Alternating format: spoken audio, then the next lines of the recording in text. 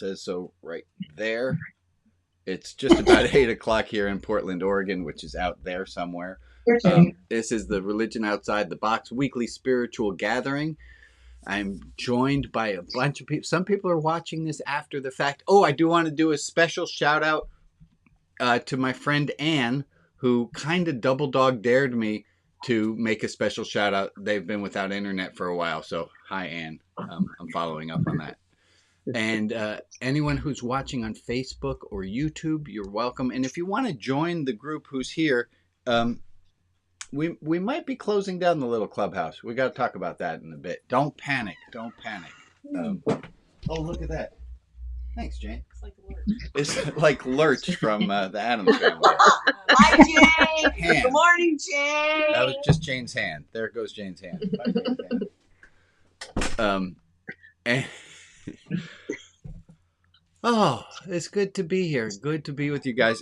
This is a service. I'm going back to the word service, and I looked up the word service, and I can tell you there are a lot of definitions of the word service.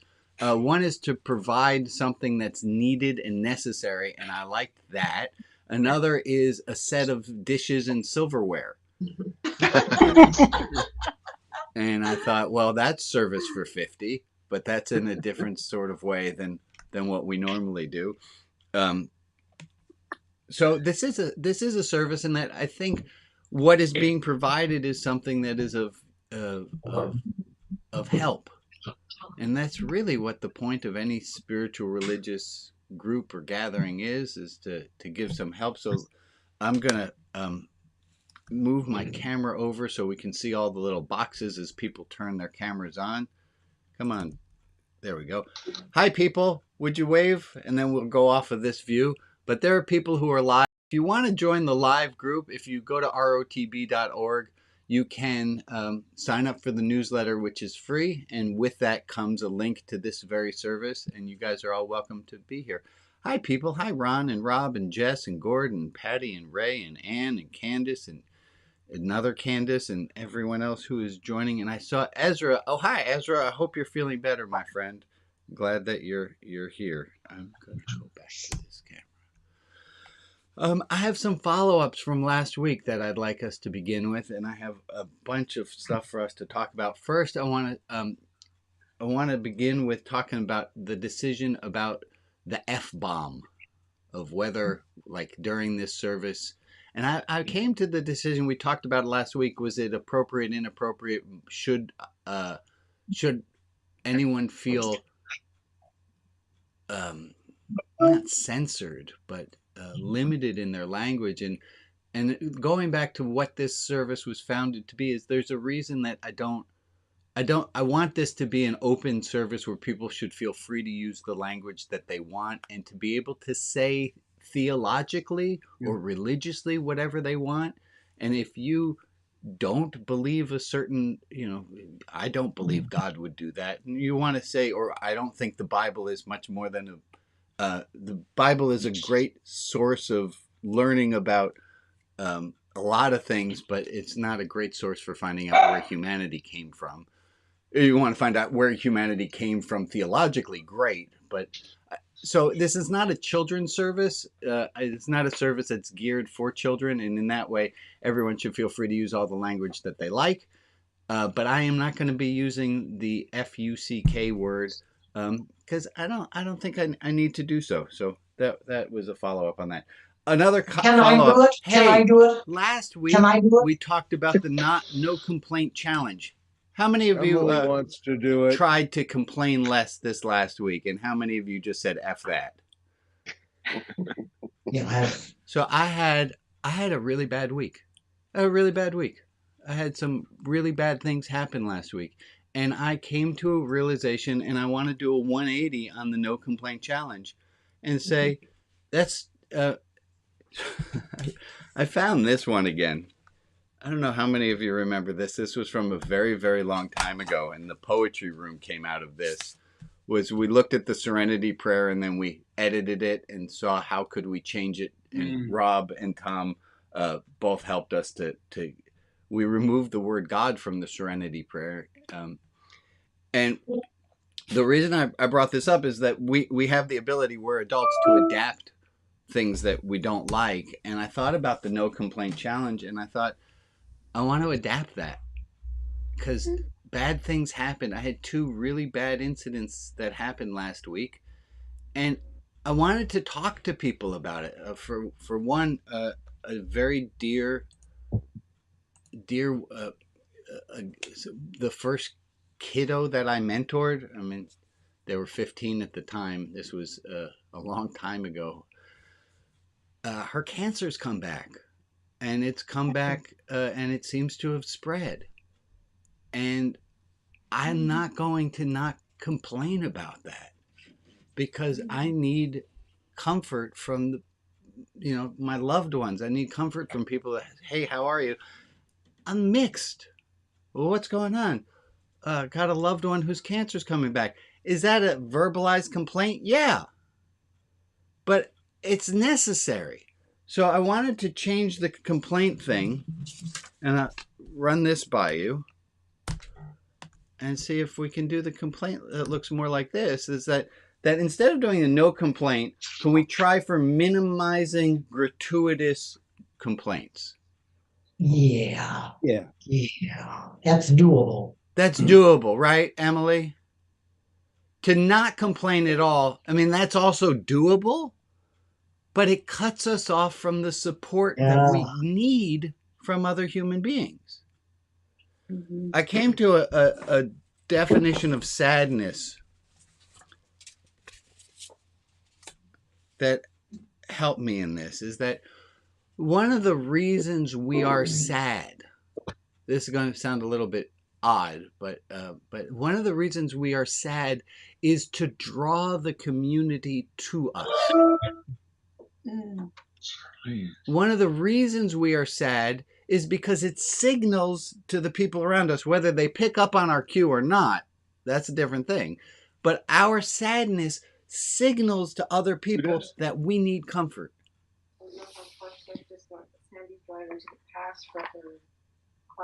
Go ahead, Eileen.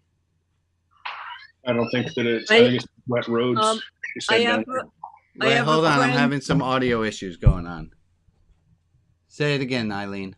I have a friend in whose parents live in Florida. She lives in New York, and I hadn't spoken to her in a while. And I called her, and she was telling me about her parents. Her father has dementia. She's really the caretaker from a distance, and she said, I don't really like to just complain to you. So I said, I asked you for an update. Right. So I said, and it just happens to be your story. You're not so happy with your story, but that's the story that you're living right now. And so I just didn't feel like it was complaining, but I think she's just burdened with it. Right. So she feels like sharing it is complaining, but I think we just have to reframe it and right. change our word. Let's go to Bob. Thank you, Eileen, and thank you for sharing. Thank you. That. Yeah, I Bob. guess I would question whether or not knowing that somebody has cancer or something like that is really a complaint, because it can't be fixed, and nobody can do anything about that. And Well, we have ways of talking about some things that concern us, that we are maybe looking for support in some cases. That's what I'm We are saying. looking for understanding. And so Yeah. I don't know that we want to take the word complain and apply that to that universal. That's exactly what I'm saying, Bob. Exactly. Thank you. That's exactly what I'm going for. Go ahead, Jess. I just wanted to bring it back to what you had given us previously of the observation and judgment puppets, and how there's a difference between observing and judging. Just like there's a difference between sharing, what you're factually experiencing, what you're observing in your life, or what I may be observing in my life. So that's this one. That's the observing, discerning one. This is what I notice. This thing happened to me. Yeah. I burnt my finger when I was making dinner. Is an observation. The finger, a burn came to the finger.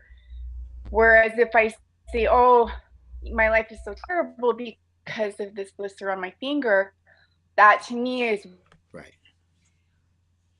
Right. That adds in a judgment. I'm very sad. That isn't how I feel. It's an observation. If I say, something about projecting out about my life because of my sadness, to me, that's where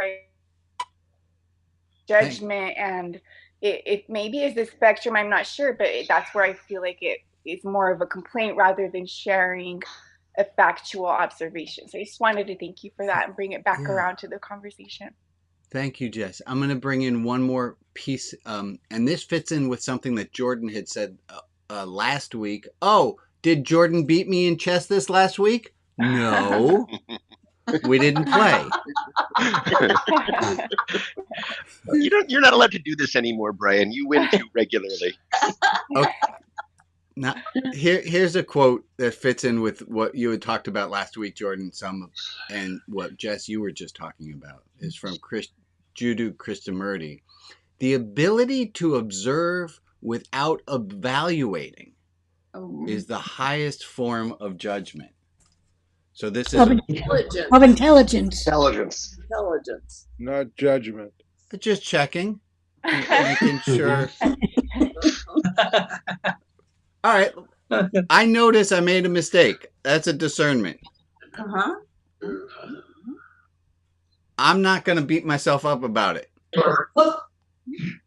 That's a judgment. Right. So it's discernment and judgment. And the goal is to separate these two out, to observe without evaluating. What we wind up is with these two guys really stuck together. Thank you, Rob. This is a skill. This is a skill of noticing Rob spoke, noticing if you're thinking about whatever's happening is an observation or a judgment. And okay, I'm going to go back. I have so many things that we have today. So glad that you're here. Please hold. There we go.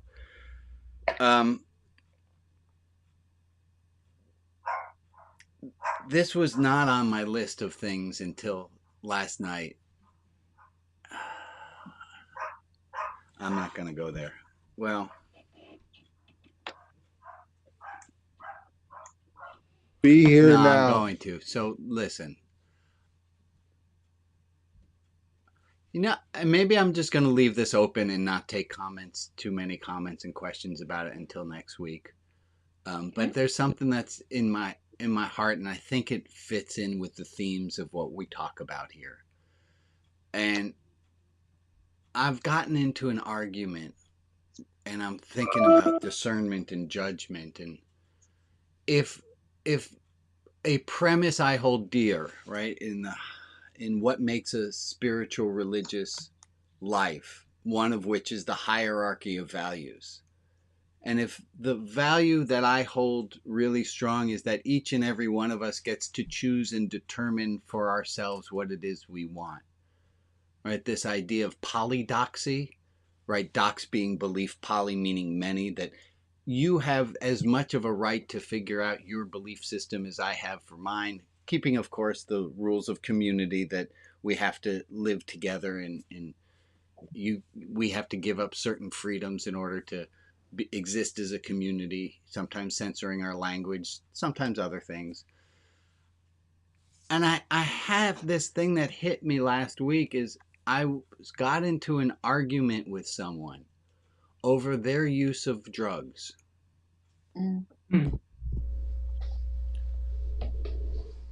And I realized that my judgment, I was putting my judgment over their self-determination. Okay.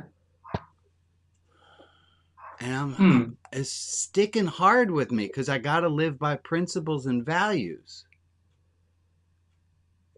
And I have someone who I care about who said, hey, Brian, that's nice, but it's my life and I like the way the drugs make me feel.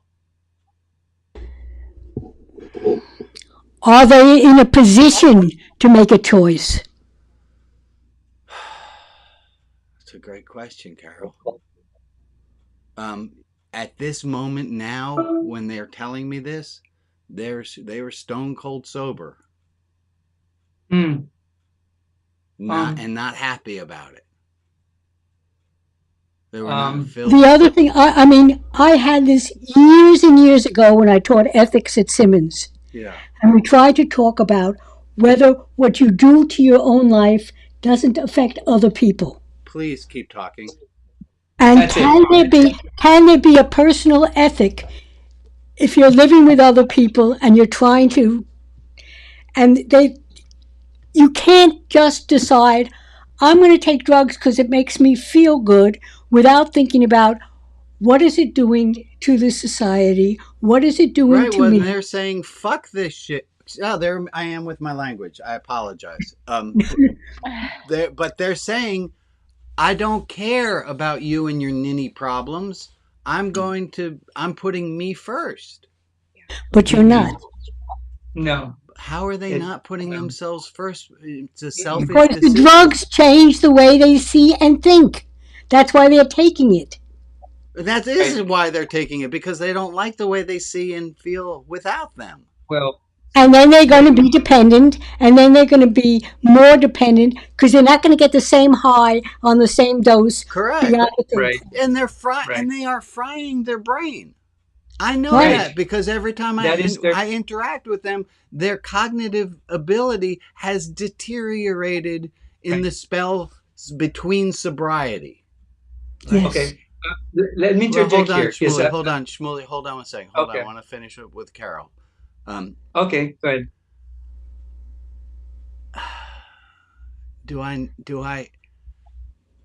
I can't, I don't have a superhero cape. I can't control No. them. I can't make them. I can. You can pray for them. Mhm. And you can tell them that you're praying for them because you think that God is stronger than any drug they can take. I like that. Mhm. Okay. Mhm. Okay. I know this could open up a whole discussion, and I'm gonna Shmuley, I'm gonna shoot you down, and Ron, I know you have your hand up. Alex, you have your hand up. I thank you all. I don't want to open this to a full discussion right now. I'm giving Carol Okay. special. She used to be my teacher privilege. I can't. I'm all triggered up right now, and I'm not in a place to Yeah. No.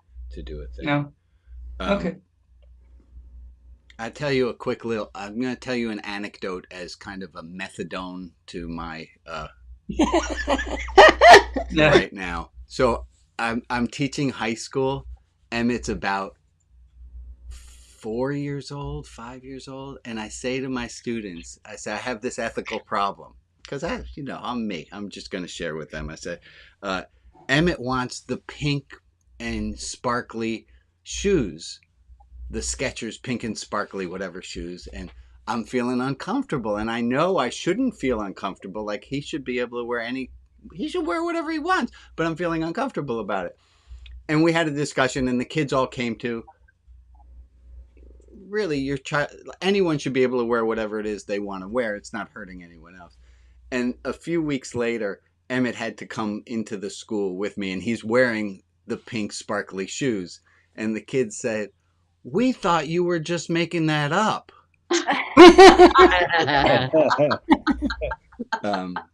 I'm not accusing any of you of thinking that I was making up that story.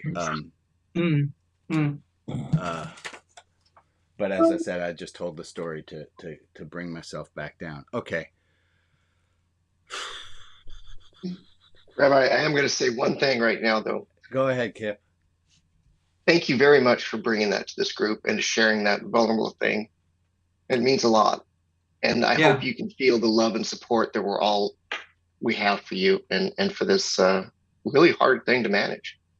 Yeah. Amen. Yeah, support to Yeah. you. Love Yeah. to you, Brian. Amen.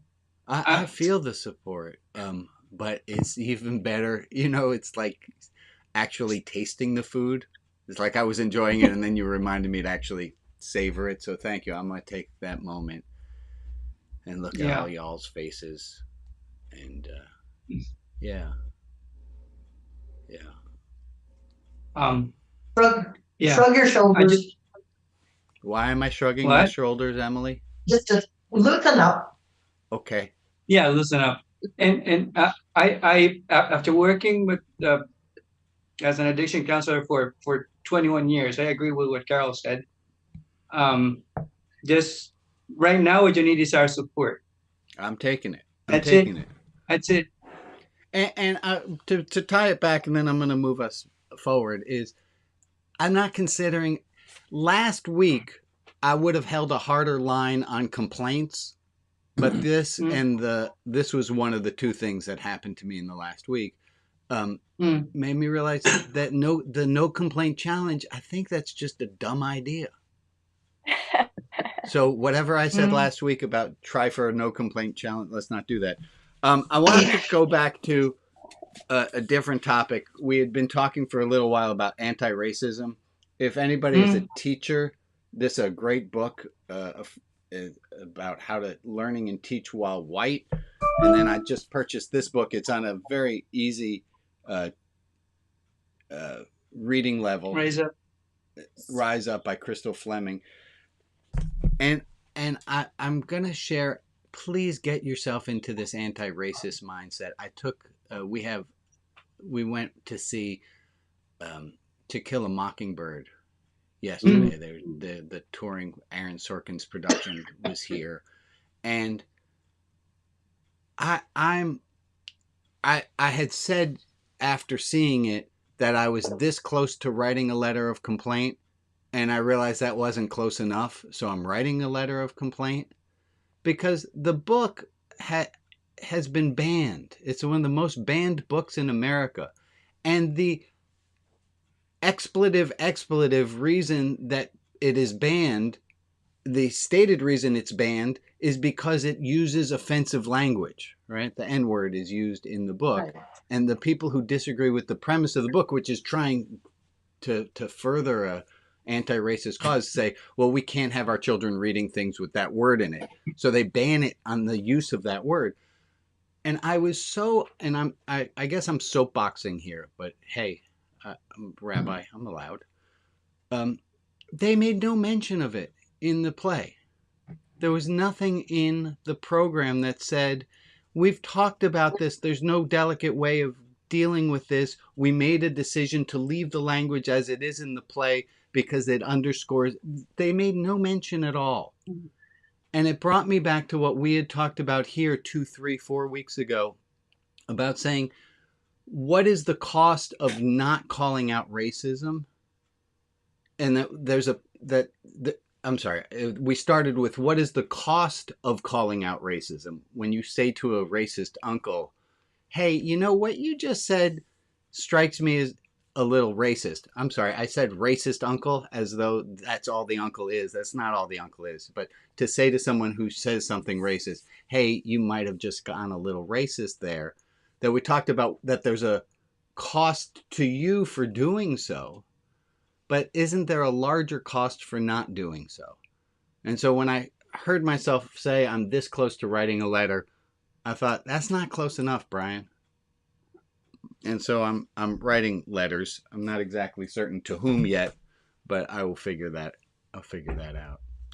Please get more involved, and that's an unfortunate thing because it doesn't matter how involved you are, you got to get more involved, and that's not an excuse to say you shouldn't get more involved. Did they use the N-word in the play? In the play, the N-word is used. I mean, that's so they followed what the book said. They followed what the book said, but there was nothing in it that said, like Disney has put, if you go to watch Dumbo on Disney TV, there's a big disclaimer that says, we have chosen to leave this movie as it was originally shown. There's language and imagery that is no longer considered correct. We deplore the image. Disney knows how to do that, right? It seems surprising to me that the Keller Auditorium here in Portland and Aaron Sorkin, the producer of the play, didn't consider saying something. I can't imagine. I can't imagine. The thing's been running for long enough. I mean, do I go down with a placard? Maybe. Not really sure what the placard says yet. Anyone want to meet me down there tonight, 7:30? Mm. Okay. Of a good placard. Okay. Let me take us on a. I'm gonna change focuses for a moment. Emily, I'm gonna do a shoulder shrug, move things along a little bit. Okay. Everyone else. It's like jazzercise religious services. It's a bad idea. Might be a good idea. Oh, I like that one Ray's doing. Cross lateral. Do you guys know that one actually helps reset your brain more than it. If you put something from your right side on your left hemisphere and something from your left side on your right side, it does a thing. It just does I a just thing. do it because it relieves the pain in my shoulder. Well, we're following you, Ray. Joe, our dear friend Joe, who is here this week, she just lost her godfather. And we're going to have our prayer moment, our minute of prayer as we normally do. But before we do that, Joe, you brought a candle to light. And if you would light a candle for your Uncle Joe and tell us a memory, a story, give us a sentence or so about who this dear man was to you. He was cool. That's what he was. He was cool. He knew how to make his own path gently. His name was John, and he said, "No, I prefer Jack." So he was called Jack. My grandma wanted him to go to college. He said, "No, I want to be a Marine. I like Marines." So he went to the Marines. He got back from the Marines. My grandma said, "You know, corporate work's good. You'll make good money." He said, No, I like to work with my hands. I'm going to build houses. And the very last thing he did in a very gentle way was about 20 years ago. He said, "You know, I don't agree with the Catholic Church anymore. I'm done." And his memorial service is actually today, and he will be gently and endearingly and lovingly the very first Applebaum to ever not have a Roman Catholic Mass today for his funeral practice and ritual. And so he taught me that I can make my own path. I don't have to be angry about it. I don't have to blame. I can simply make my choices, and I can do it gently and kindly. Thank you, Joe. Thank you for sharing your godfather with us. And if you would share with us the names other people have put in, that people for whom we want to say some prayers and have some extra thoughts and attention to today. So the list today is Joe, Christine, Aunt Kathy, Lindsay, Mallory, Jack, Larry, Leo M, Abbas, April, Rita S, Aunt Irene and family, Doug, Moishe Ben Leah, and anyone else that needs to add their name in the chat, I will add that to the list as well. And let's take a minute of quiet starting here at 10 seconds.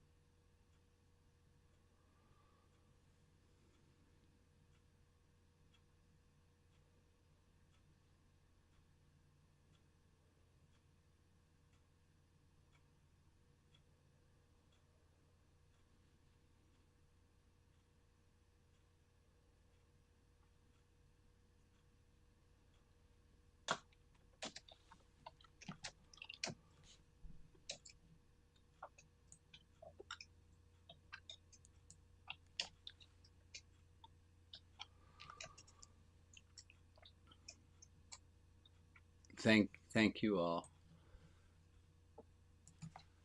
I'm going to start our next little section to talk about with a joke. And it's a joke about Unitarian Universalists. And it's deserved. I have a Catholic version of the same joke and a Jewish version of the same joke, depending on where I'm going to speak, I pull out the different versions of the joke. But the way I originally heard the joke was the Unitarians come to the sign in the road. It says, "This way to heaven." And the other sign says, "This way to a discussion about heaven."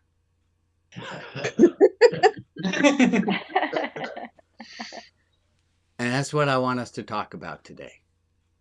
Mm. I want us to, oh, hell, I'm just going to give you the Catholic version says, "This way to heaven." And then there's another sign that says, "We already told you."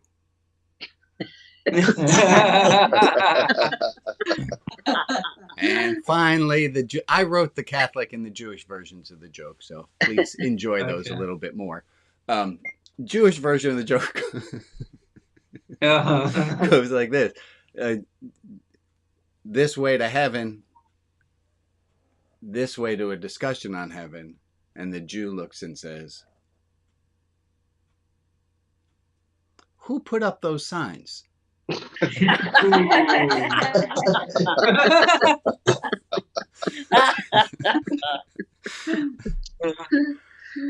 I want to do something today which is not discussing heaven at all. Last week we looked at qualities of, I'm going to try to get rid of that quote in a second. Last week we looked at qualities of a mystical experience. We've talked about different parts of a spiritual religious life, aspects of it.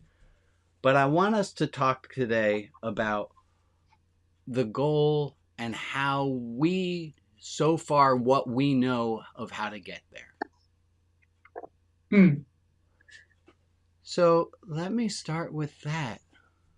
The goal. What is this thing we're trying to realize? This thing that we're going for? We want to have more of in our life. We want to have, well, you tell me. Love. Take a moment. Yeah, that's a good, easy one. Love. What do we want? Time travel. When do we want it? It doesn't matter. Okay, I got one other joke that fits in that, and then I get back to this seriously. What do we want? Airplane noises. When do we want them? Now. Hey, you can go to other services. You know, like, we want love. What else do we want? What are the goals? What are the goals of this spiritual life? What is this heaven that we're looking for? Peace. Peace with Connection. Yep, peace. Peace. I heard connection. Self-actualization. What does that mean? Getting to be one's best version, becoming more closely one's best version of oneself. And how would I know I got any of these? How do I know I got more love in my life? You feel it. You feel it. How do I know I got more peace in my life? You're calmer. You're more centered. How do I know I got more connection? You feel it. You feel it. Yeah. You're busier. Or maybe not busier. You feel other people's loves and understanding towards you. That's right. Yeah.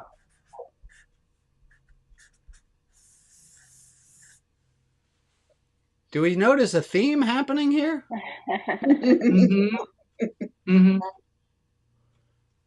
Okay, folks. Here comes the big sermon. What's stopping you? Fear. Ourselves. Conditioning?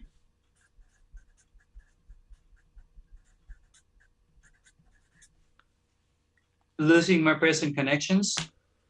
Yeah. Okay, this is where I want to go. Thanks, Schmuels. Yeah. I love that I get a cheer just for drawing that. That's fantastic. This is one of my favorite tools. It's a tool by Eli Goldratt.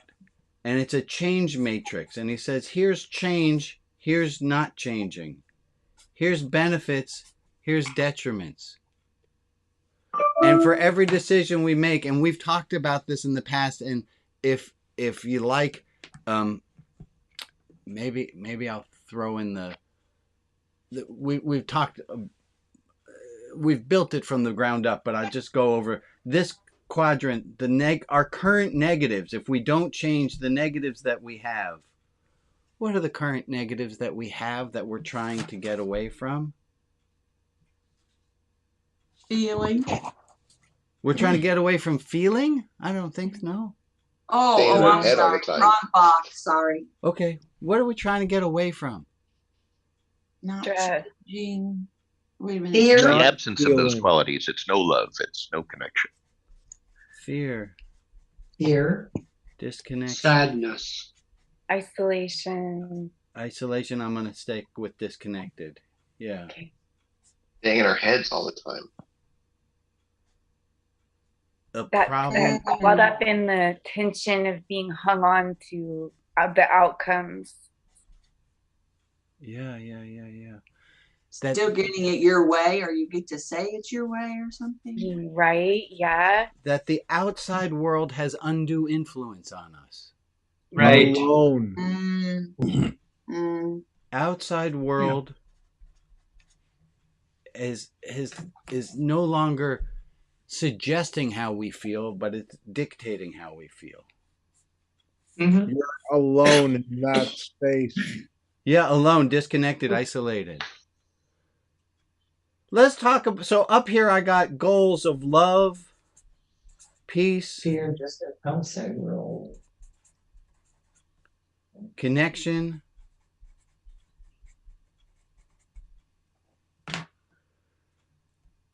If I were to get these things, I think I heard it already, is we might lose our current friendship. Mm-hmm. What else might we imagine?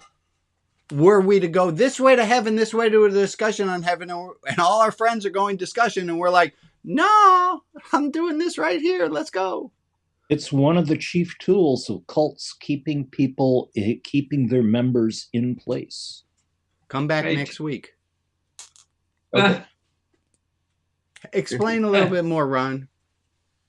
Oh, keeping people that... No, I'm not understanding, Ron. Help me. I have a friend who was my star student when I taught at the University of Zimbabwe, and I sponsored him over to work on his doctorate. And he was a Jehovah's Witness, Mm-hmm. and everything rationally about him that he could think went against the whole concept of the Jehovah's Witness. But that was how he was raised. That was his family. That was, and he eventually did leave, and he lost everything. Yeah. That community. Yeah, and I would say that's an easy example, Ron. Not It to is diminish it, but it's easy to see with them what they have to lose. But how about you?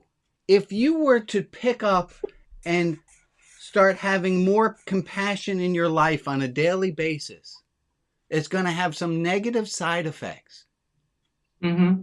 I would be ashamed, and I would feel very bad about myself. Isn't You're that vulnerable. ironic? You might get hurt. Yeah. I'm not afraid to be vulnerable. I'm not afraid to be vulnerable. I want to respect myself. Mm-hmm. And you might not. And Jordan, you added in hurt. Say a little more. Yeah. But if you open yourself up to feel more, then, more love is also the possibility of more despair. Everybody. Loss of that callousness that protects me. Yeah. I'm gonna put that down here. This was our mermaid. What we might lose is our callus. Mm-hmm. Calluses develop to keep us from having like the blisters, the calluses. They're there to protect us. Yeah. Mm-hmm. Mm-hmm.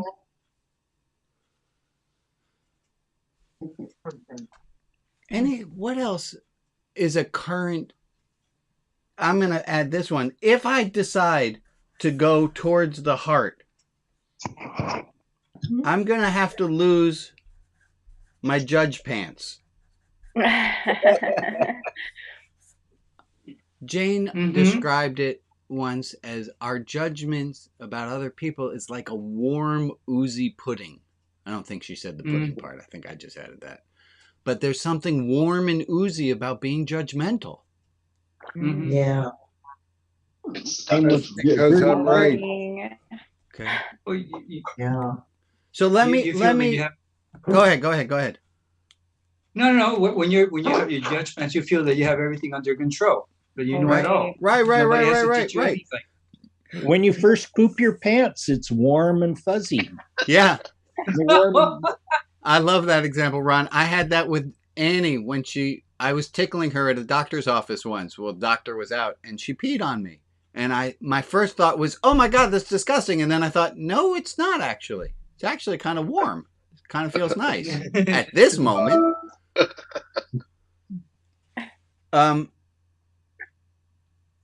Where does this one go? Control. Everywhere. If I'm up here and I surrender, that's a hard word, right? We have all of these like psychic blocks. The word surrender shouldn't be a bad thing. But if we surrender control, I mean, that's the basis of 12 steps, right? It's the basis of religion, is giving up some of my autonomy, myself, and saying, universe, where's my card? Here.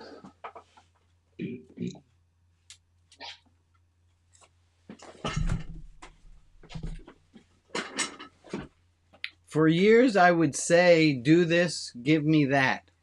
When I reached the shores of wisdom, I said, God, be mine and do what you want. I'm going to do a little preachy thing here. So everybody sit comfy.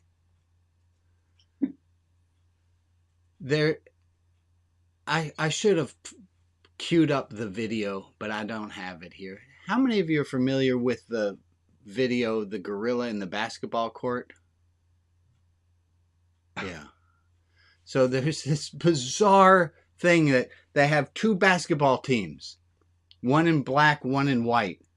And they ask people to watch a video of the two teams, and the two teams are just passing a ball back and forth, back and forth, back and forth, back and forth, back and forth. And they say, count how many times you see the players in the white team pass the ball. Every time the ball leaves one person's hand, goes to another person's hand, count that as one. And how many times, and there's the other team too, but don't watch them, just watch the one team. And when you just watch the one team passing the ball, I don't know, 90-something% of people all get the same exact answer. And when you ask them to count the other team, how many times they pass the ball, it's the same exact number of people who get the right answer. It's in the high 90s. Almost everyone gets the same number of passes. But the most amazing thing about the video is that halfway in the 2-minute video of them passing ball, a person in a gorilla suit walks mid-frame, bounds on their chest, and then walks off. 95% of people don't see the gorilla.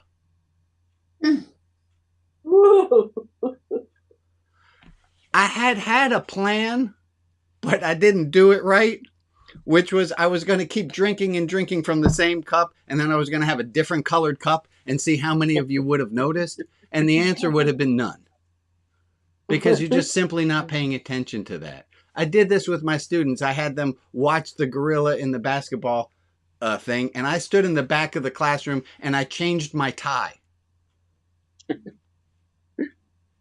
There was always a student who noticed, because I had students with ADD, and they don't just watch the screen when you want them to just watch the screen. Those kids are hard to fool. What's my point? I'll tell you. What if the universe is calling you right now this way to heaven? But we're so busy. Who put up those signs? Oh, there's a discussion about that. I don't want to, maybe the Catholics were right. It is that way. There's nothing. Folks, it's going to sound preachy, but hey, I'm a preacher. This is the idea of having a spiritual rebirth. And we need to have them from time to time. And I'm suggesting today is a really good day for it. Let's remember that we're okay. That this is heaven. Has it got some real bad parts to it? Are there some things that we still need to fix and change? Yeah. But we can also still live in a beautiful world and experience it. And here's going to be my question for you. What's one practice that you currently do that helps you to remember, oh yeah, right here, right now? What's one of your tricks and tips that you have that reminds you, oh yeah, this way, I'm doing it, that you can share? So take a moment to think. If I had asked the easier question, what's one thing you can do to keep yourself from noticing, that we would all be able to do really easily. What's one thing you can do? Give me one sentence. One sentence answers. What's one thing that you do that helps you to Stay present. Stay present. Stay present. Go ahead, Carol. I'll take hands up. Those are helpful. You're muted, Carol. You're muted, my friend. Try it again. No, you're still muted. There you are. I write down 20 blessings every night of things that happen during the day, and that makes me really pay attention to things that I would otherwise perhaps take for granted. And knowing that I'm going to do it, and I've been doing it since 1992, really makes me very awake. Right? Because then during the day you go, well, I don't want to have to get to bedtime and not have, and then I have to work on remembering. I'm going to remember the things now. Yes. Yeah. I'm going back to that. I used to do a 5 gratitude thing at night, and I have slipped since 1992. 5 is too easy. The very fact is that you can open your eyes. The very fact that you can hold the pen or go to the computer. I love you for pushing me. I'm starting with 5. Everyone else, you all have to do 20. I have special dispensation. Go ahead, Ray. What's one thing that you do that helps? Well, realizing that with everything that may be going on in my life, that I am truly blessed because there are those who have so much less. Yeah. In one way or another. Amen. And I'm going to add in a little quote that my students taught me. It was, there are some people who are so poor, all they have is money. Good. Amen. That's very good. Rob, then Jess, then Ron. So what I think is that we need to be present. Yeah. Yeah. And that being present means that we are present. Yeah. And that's what we give to others. Amen. And they are a gift to us. So we're all presents. And being present is as simple sometimes as going, oh, where are my feet? Set an alarm on your phone. Go off once an hour. Where are my feet? Go ahead, Jess, then Ron. Just with what you were saying, and to go back to what Emily was sharing with us earlier about, for me, it's pretty much always getting back into my body. I do like tapping or little, check in. Where do I feel sore? Like stretch. What you were saying about this one across the hemispheres. Yeah. I definitely will take a chance to just check and can I cross my hemispheres or engage my body in that moment when my mind starts to get out into not in the moment. That if I check in with my body, like you're saying at your feet, or Emily was saying about shrugging the shoulders, it really helps me come back to actually this is where I am right now. Amen. Thank you. Ron. I guess it comes back to the roots of mysticism, of being able of, even though I'm a usually fairly rational person, of being able to look to my intuition as much as possible and hear the still small voice. Amen. What should I do? Amen. Yeah. Anne, and then I'm going to move us along. Yeah, I've said this before, the meditation with you every day, for me, it's at 5 o'clock for just 20 minutes. It creates a space, makes me look at myself, look at my own thoughts and evaluate, and takes me out of all the things that are distracting me. Yeah. Thank you, Anne. And folks, I can't think of an easier on-ramp to meditation than joining me on Facebook or YouTube, where if you stop 5 minutes in, nobody knows. Like, it is completely judgment-free. The only one on screen is this guy. And it's kind of fun. There's a little banter at the 2 minutes before we start. Mainly just me talking to myself. Banter. I have a question. Yes, Betsy. A Zoom link that we should know about? Oh, for the meditation? No, it's not on Zoom because I don't want people to have to be seen.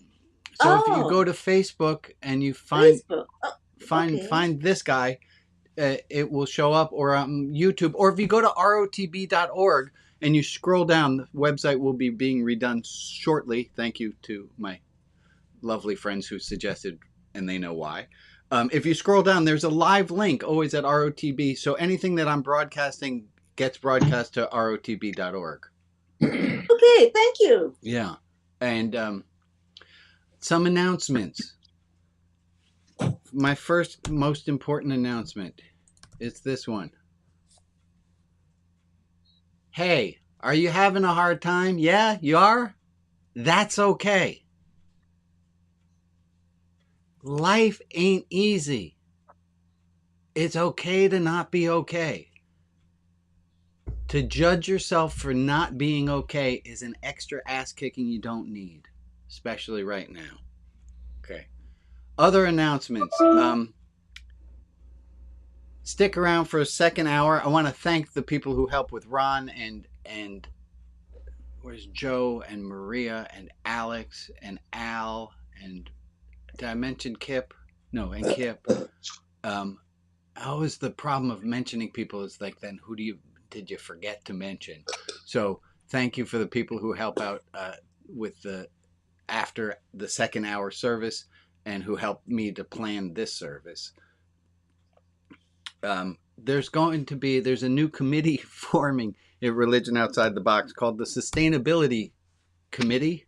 I don't know if we decided on it. It's a sustainability group. You will be hearing more about that. If you want to help to keep what programming Religion Outside the Box is doing vibrant and going, please send me an email, shoot me a text. We could use some good able-bodied people, able-minded people to help with sustainability. Other announcements. Go ahead. What do you got?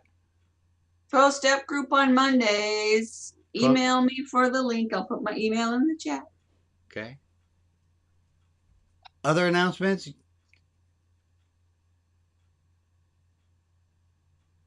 Anybody just have a grandchild, or I don't know what other announcements you might have? I'm about to retire next year, February. Okay.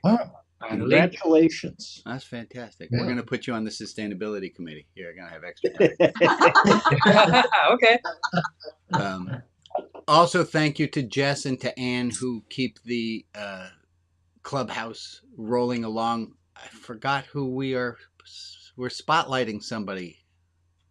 Christina this week. Christina's up this week, and that changes on Thursday. We got more people. If you have not been spotlit in the clubhouse, please volunteer so we don't have to come fishing for you. Would love so people get to know a little bit more about each other, get to know nicknames and where you grew up and things like that.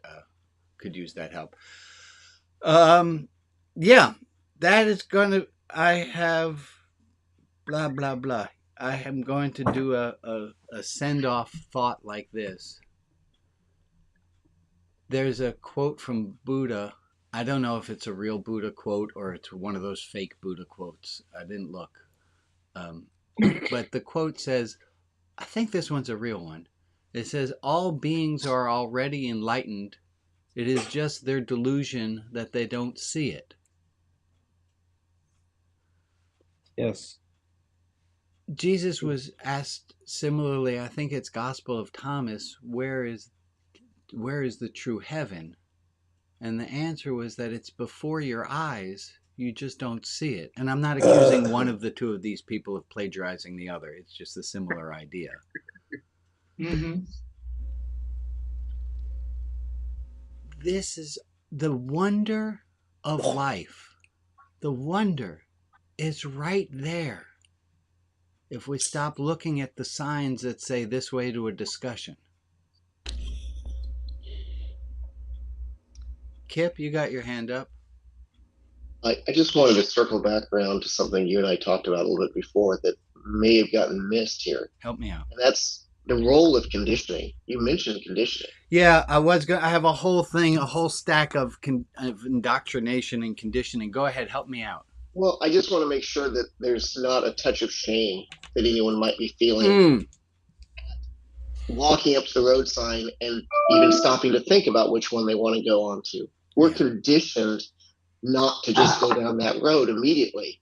And it's a hard fight to overcome that conditioning. That's not something easy. That's not something I would not want anyone to go away thinking that you're suggesting it's just a simple choice. It's a lifelong set of work to develop the practices and the beliefs and break the behavioral conditioning and the cognitive conditioning that we've all had to sit and wonder about the sign. It's hard. Hallelujah. It is just a choice, but it's a really, really, really hard choice. Okay, can we get a whole hallelujah chorus on what Kip just said? Hallelujah. You're absolutely right. Thank you, Kip, for preaching that hard. There's a wonderful book you should all read called This Life. It's written by a professor at Yale, and it says this is it. And you've got to know how to look at it and accept it, and that when you in fact focus on an afterlife, you withdraw some of your commitment from this life. Amen. Amen. Amen. Folks, this has been one of my favorite of our gatherings. And I'm just going to float with that for a bit. And then later I'll panic into like, what do I do next week? I'm going to give myself a solid 5 minutes of enjoying it. Thank you guys for all being here. Bring a friend, would you? I know it's a weird thing to say, hey, I'm going to a religious gathering. Call it what it's. Bring some people along. If you find this is meaningful, let's help some other people too. I'm going to wrap up our recording. Hold on. Oh, no. There it is. Wrap. Okay, let me have everyone wave goodbye to the people watching at home. Bye, people. Thank you, Rabbi.